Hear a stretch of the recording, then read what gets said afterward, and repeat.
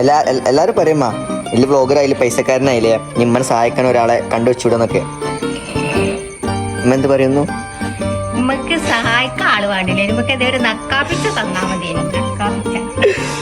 ഇമ്മ എന്നെ എന്റെ ഫാൻസിന് മുമ്പിൽ അങ്ങനെ ആക്കരുത് കേട്ടോ. ഞാൻ അമ്മക്ക് എപ്പോഴും ഇങ്ങനെ പൈസ അങ്ങനെ മുട്ടായി അതൊക്കെ വാങ്ങി തരുന്ന. കണ്ടോ മുട്ടായി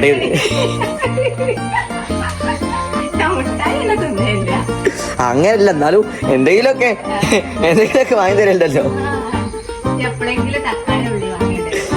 ആ തക്കാളി ഉള്ളി വെറുതെ കിട്ടൂലല്ലോ, അത് ഞാൻ പൈസ കൊടുത്ത് വാങ്ങണല്ലേ.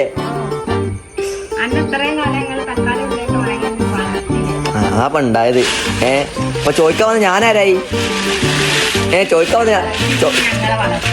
വന്ന ഞാനായ ഞാൻ പൊട്ടനായില്ലേ? ഒരാവശ്യമില്ല, വെറുതെ വന്ന. ഇമ്മച്ചി ഉമ്മ പറയും എനിക്ക് എന്ത് ഗേൾഫ്രണ്ട് കിട്ടാത്ത? നക്കാപ്പിച്ച പൈസ എന്റെ കൈമിൽ കൊറേ പൈസ ഉണ്ട്, ഞാൻ ബിസിനസ്മാൻ ആണ്.